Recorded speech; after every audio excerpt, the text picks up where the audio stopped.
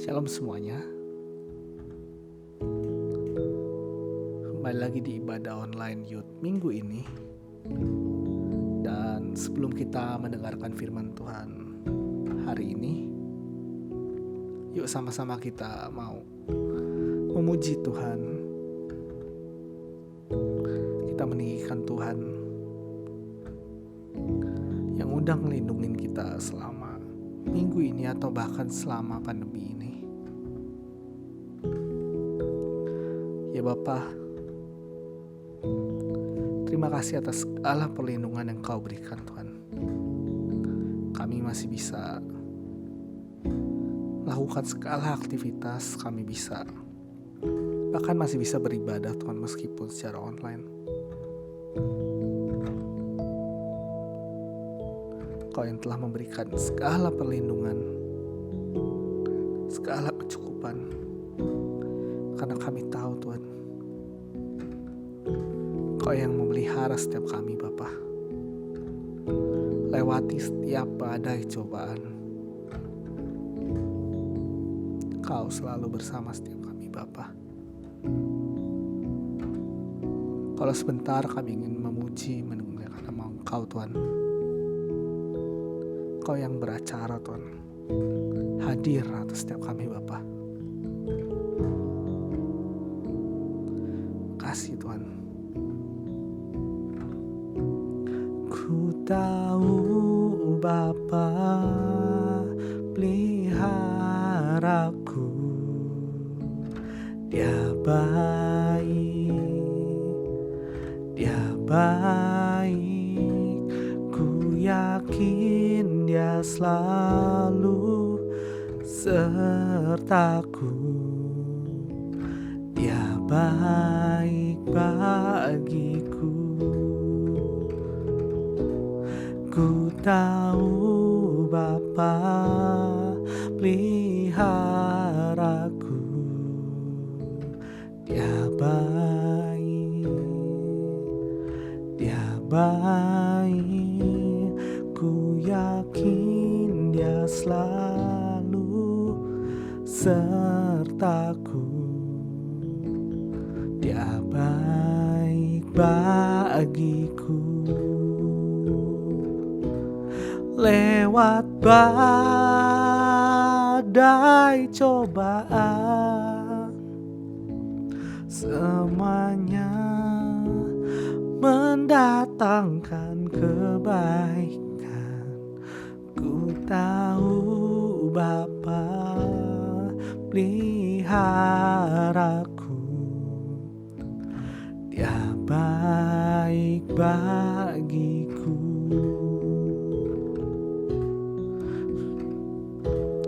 Ya Bapa,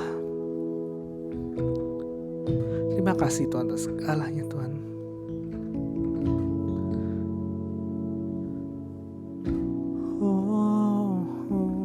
Ku tahu Bapa peliharaku, Dia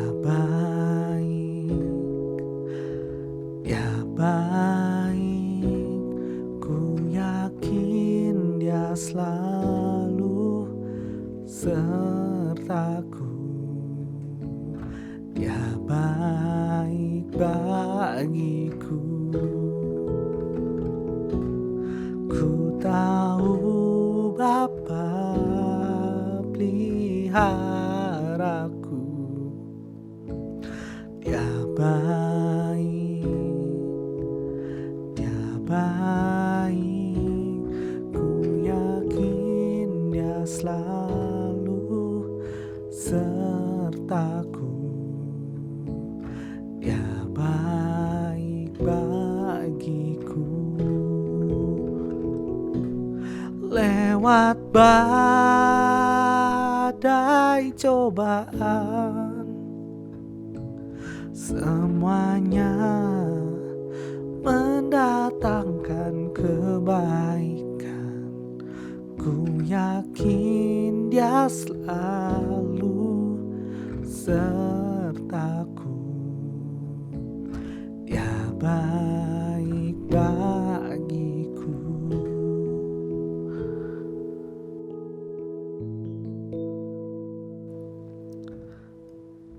Ya Bapa, terima kasih Tuhan atas segalanya Tuhan. Anugerah, perlindungan yang datangnya dari Engkau Tuhan. Kalau sebentar kami ingin mendengarkan sebagian daripada isi hati-Mu Bapa, sebagian daripada firman-Mu Bapa. Kiranya Engkau buka hati pikiran setiap kami Bapa. Biar semua apa yang Kau ingin dikatakan Tuhan atas setiap kami Bapa boleh sampai ke hati kami Bapa. Terima kasih Tuhan. Kami siap mendengarkan firman-Mu Bapa. Hai dalam nama Tuhan Yesus Kristus kami berdoa bersyukur Tuhan. Haleluya. Amin.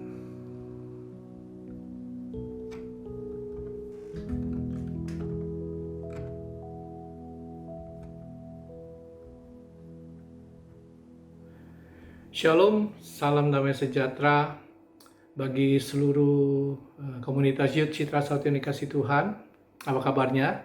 Semoga semua dalam keadaan sehat sejahtera, tetap dalam perlindungan Tuhan, tetap juga hidup di dalam anjuran pemerintah untuk stay home, jangan hangout dulu, jangan keluaran, jangan keluyuran sama teman-teman, untuk tetap tinggal di rumah. Dan hari ini bersama kita juga akan beribadah bersama di rumah melalui ibadah online. Hari ini kita akan membahas satu tema yang diberikan kepada saya dengan judul Wise or Fool, atau mungkin komplitnya Be Wise or Be Fool, menjadi bijak atau menjadi bodoh atau menjadi bebal. Kalau ini merupakan satu pilihan, maka saya percaya tidak ada satu orang pun anak Tuhan yang mau memilih untuk hidup menjadi bodoh. Semua pasti akan memilih untuk hidup menjadi bijak. Namun kenyataannya secara sadar atau tidak sadar, banyak anak-anak Tuhan yang melakukan kebodohan karena mereka telah memilih hal yang salah. Sehingga akhirnya mereka tidak bisa hidup bijak, tidak bisa hidup benar di dalam pandangan Allah. Karenanya hari ini kita mau belajar bersama bagaimana agar kita menjadi orang-orang yang bijak di dalam pandangan Allah, dan supaya membuat hidup kita semakin berkenan kepada Tuhan. Kita akan baca bersama-sama nats firman Tuhan yang diberikan kepada saya di dalam Efesus pasal 5 ayat 14 sampai dengan 17. Kita boleh persiapkan Alkitab kita bersama. Kita akan baca di dalam Efesus pasal 5 ayat 14 sampai dengan 17. Bersama kita baca dengan suara yang keras. 1, 2, 3.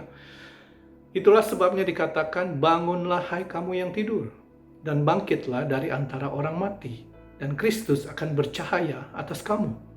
Karena itu perhatikanlah dengan seksama bagaimana kamu hidup. Janganlah seperti orang bebal, tetapi seperti orang arif. Dan pergunakanlah waktu yang ada, karena hari-hari ini adalah jahat. Yang terakhir ayat 17, sebab itu janganlah kamu bodoh, tetapi usahakanlah supaya kamu mengerti kehendak Tuhan. Amin. Untuk pembacaan firman Tuhan. Di dalam firman Tuhan yang barusan kita baca, di situ dengan jelas Paulus ingin menegaskan untuk mengajar jemaat di Efesus pada saat itu agar mereka boleh hidup bijak di dalam pandangan Allah, agar mereka boleh mengerti dan melakukan apa yang menjadi rencana dan kehendak Tuhan. Dan itulah yang membuat hidup mereka boleh berkenan di hadapan Tuhan. Dan saya percaya itu juga yang menjadi tujuan setiap kita, orang yang percaya. Amin. Dan karenanya kita mau bahas hari ini ayat per ayat, satu persatu, supaya kita bisa mendapat gambaran yang jelas. Bagaimana supaya kita bisa hidup bijak di dalam pandangan Allah. Kita mulai dengan membahas ayat yang ke-14 bersama kita baca kembali.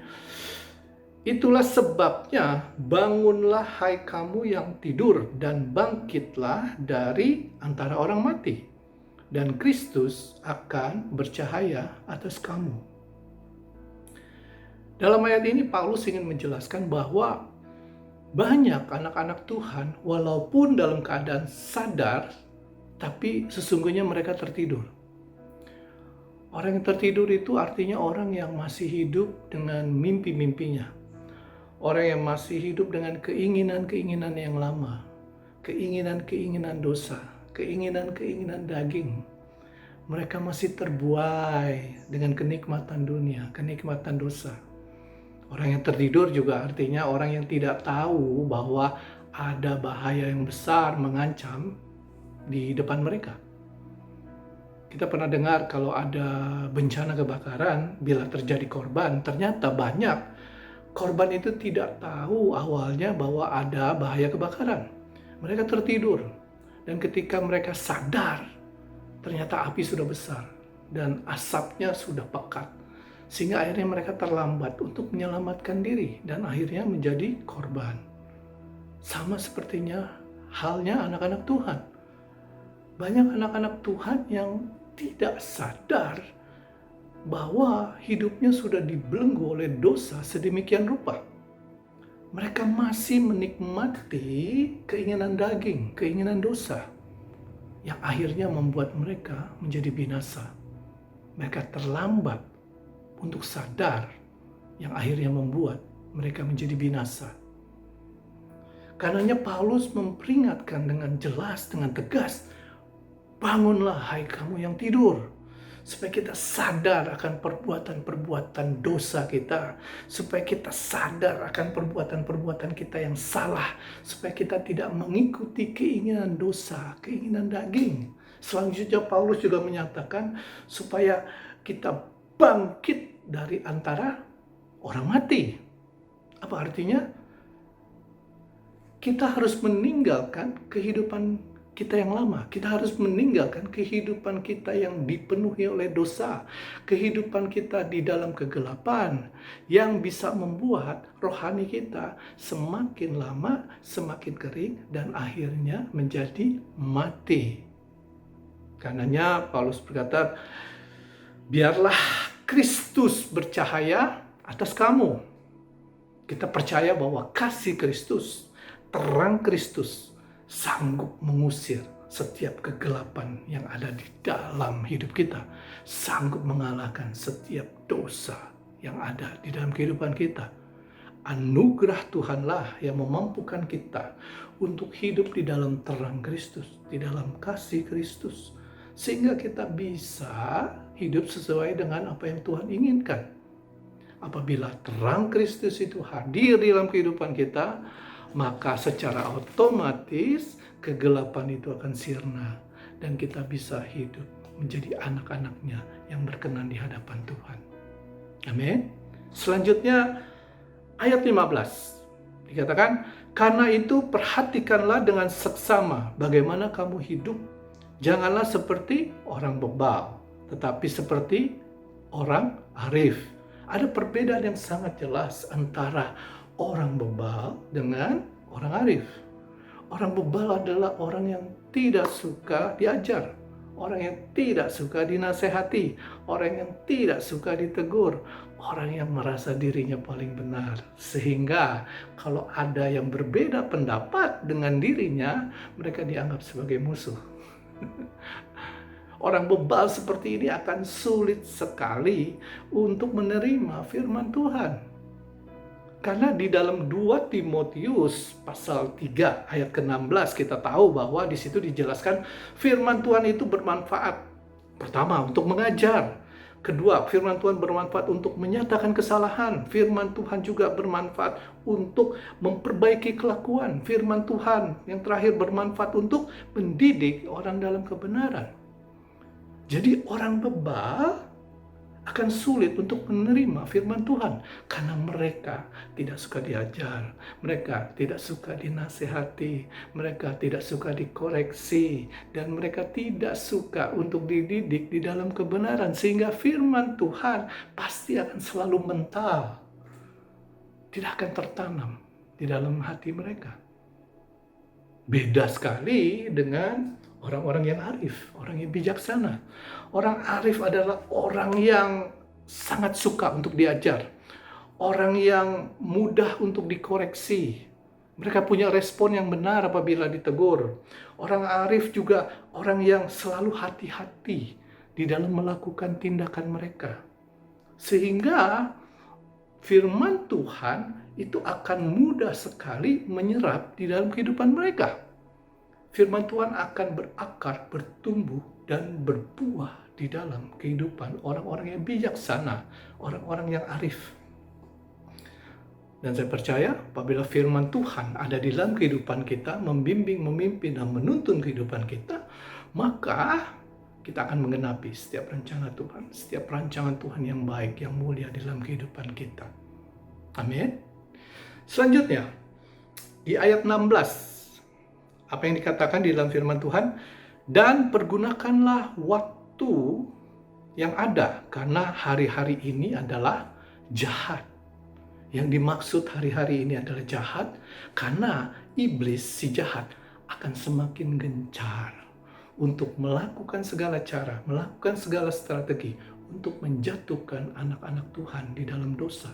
Sehingga anak-anak Tuhan gagal untuk bisa mencapai setiap tujuan Tuhan, setiap rencana Tuhan di dalam kehidupannya. Dan iblis sering sekali menipu anak-anak Tuhan itu dengan menggunakan yang disebut dengan nafsu orang muda.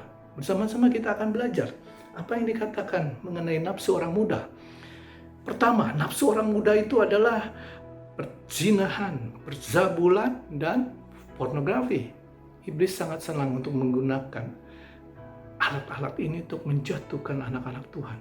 Sekali lagi, perzinahan, perzabulan, pornografi. Supaya kenapa? Supaya anak-anak Tuhan tidak bisa hidup kudus di dalam Tuhan. Supaya anak-anak Tuhan tidak bisa tinggal di dalam hadirat Tuhan. Sehingga anak-anak Tuhan menjauh dari Tuhan. Karenanya kalau kita tahu ini merupakan strategi iblis, cara iblis untuk menjauhkan kita dari Tuhan, kita jangan mau ditipu.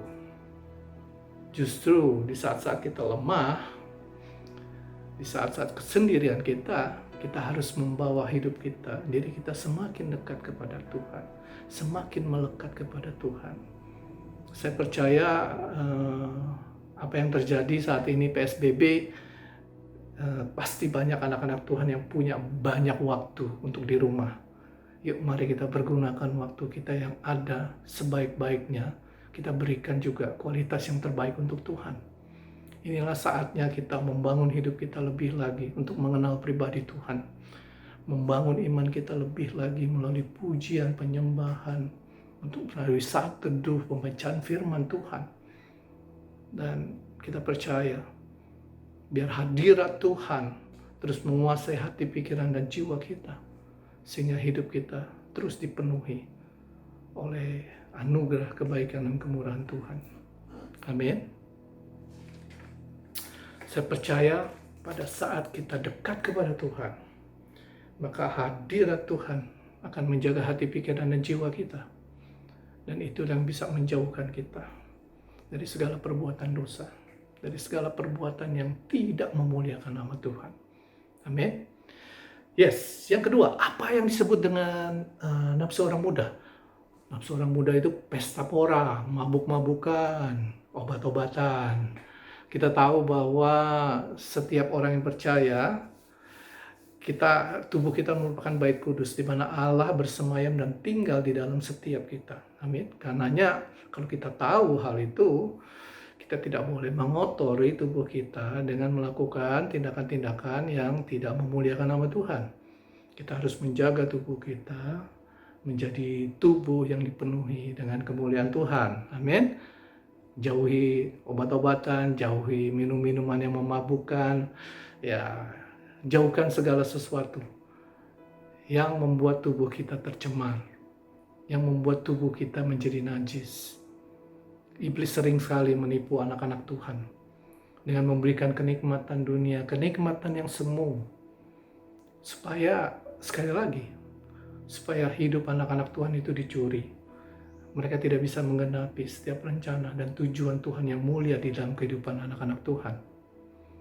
Kita harus mencontoh dari kehidupan Daniel. ketika Daniel ada di istana Raja Nebukadnezar, dan dia punya posisi yang tinggi sehingga Daniel layaknya dilayani seperti seorang raja. Dia dapat makanan-makanan raja, dia dapat minum-minuman raja. Namun apa yang dilakukan oleh Daniel? Dikatakan di dalam Alkitab, Daniel tidak menajiskan dirinya dengan makanan-makanan raja atau minum-minuman raja, anggur yang memabukkan. Kenapa? Karena Daniel mau menjaga tubuhnya supaya tidak tercemar. Daniel mau hidup terus di dalam kekudusan Tuhan. Karena Daniel tahu kekudusan Tuhanlah yang membuat dirinya menjadi kuat. Impartasi kekudusan yang dari Tuhan, itu yang membuat dirinya bisa kuat untuk mengalahkan segala strategi, segala cara yang iblis gunakan untuk menjatuhkan dirinya. Amin. Amin. Bersama kita baca di dalam firman Tuhan 2 Timotius pasal 2 ayat 22. 1, 2, 3. Sebab itu jauhilah nafsu orang muda, kejarlah keadilan, kesetiaan, kasih dan damai bersama-sama dengan mereka yang berseru kepada Tuhan dengan hati yang murni. Dengan jelas firman Tuhan berkata, jauhilah nafsu orang muda. Janganlah kita mengejar kesenangan sesaat. Janganlah kita mengejar kenikmatan dunia yang membuat hidup kita menjadi binasa. Ada istilah-istilah yang saat ini berkembang, YOLO, you only live once. Dunia sedang menipu anak-anak Tuhan bahwa hidup ini kan sementara, sesaat. Jadi kita harus nikmati dengan sungguh-sungguh. Kalau perlu, nggak perlu pakai aturan, nggak perlu pakai batasan. Nah, gaya hidup hedon inilah yang banyak akhirnya menjerat anak-anak Tuhan masuk di dalam cengkraman dosa, membelenggu anak-anak Tuhan di dalam cengkraman dosa, yang akhirnya membuat mereka tidak bisa hidup maksimal di dalam Tuhan. Karenanya firman Tuhan menjelaskan kepada kita, carilah dulu kerajaan Allah, bukan kenikmatan dunia. Matius 6 ayat 33 berkata, carilah dahulu kerajaan Allah dan kebenarannya, maka semuanya itu akan ditambahkan kepadamu. Saya percaya, anak-anak Tuhan yang hidup di dalam kebenaran firman Tuhan, maka percayalah, Tuhan sepenuhnya akan bertanggung jawab terhadap kehidupanmu. Hidupanmu akan ditambahkan sukacita, hidupanmu akan ditambahkan damai sejahtera, kehidupanmu akan ditambahkan hikmat dan kekuatan dari Tuhan sehingga engkau cakap di dalam menanggung segala perkara. Amin. Haleluya. Yang terakhir, ayat ke-17 bersama kita baca suara keras. Sebab itu janganlah kamu bodoh, tetapi usahakanlah supaya kamu mengerti kehendak Tuhan. Firman Tuhan ini mau menegaskan supaya janganlah kita menyia-nyiakan hidup kita dengan hidup di dalam kedagingan, hidup di dalam kenajisan, hidup di dalam dosa. Kenapa? Karena Tuhan punya rancangan yang indah, rancangan yang mulia di dalam kehidupan kita. Rancangan Tuhan adalah rancangan yang tidak mendatangkan kecelakaan. Rancangan Tuhan adalah rancangan yang dipenuhi dengan harapan-harapan yang membuat kehidupan kita berhasil dan beruntung. Kalau kita setia, kita taat untuk melakukan setiap rencana dan kehendak Tuhan, maka percayalah, hidupmu akan dipenuhi dengan anugerah, kebaikan, kemurahan Tuhan. Karena sekali lagi ayat 17 berkata kepada kita bahwa janganlah anak-anak Tuhan itu menjadi bodoh dengan menolak atau menggagalkan, menyia-nyiakan setiap rencana Tuhan yang baik, setiap rencana Tuhan yang agung, setiap rencana yang mulia Tuhan di dalam kehidupannya. Haleluya, amin. Saya percaya kita semua sudah mendengar kebenaran firman Tuhan, dan biarlah firman Tuhan yang dibagikan pada hari ini boleh meneguhkan dan menguatkan kita bahwa untuk menjadi bijak itu bukan pilihan. Itu satu keharusan bagi anak-anak Tuhan supaya membuat hidup kita semakin berkenan di hadapan Tuhan. Amin. Dan mari bersama-sama kita akan tutup di dalam doa. Bapa, sungguh kami mengucap syukur, terima kasih untuk anugerah kemurahan-Mu. Bersyukur untuk firman-Mu yang mengajar kami agar kami boleh hidup menjadi bijak, bukan menjadi bodoh. Karenanya Tuhan, biarlah Roh Kudus-Mu yang terus membimbing, memimpin, dan menuntun kami. Agar kami dapat Tuhan melakukan setiap rencana, setiap kehendak, apa yang Tuhan inginkan dalam kehidupan kami. Beri kami hati yang takut akan Tuhan, sehingga kami tidak mengikuti keinginan dunia, keinginan daging, namun kami mengikuti keinginan Roh-Mu, sehingga kami boleh hidup di dalam berkat dan anugerah Tuhan. Di dalam nama Yesus, Allah yang hidup, berkat anugerah kemurahan Tuhan turun melimpah menyertai setiap kami, anak-anak-Mu yang percaya. Di dalam nama-Mu Tuhan kami berdoa, haleluya, amin. Happy weekend, God bless you all.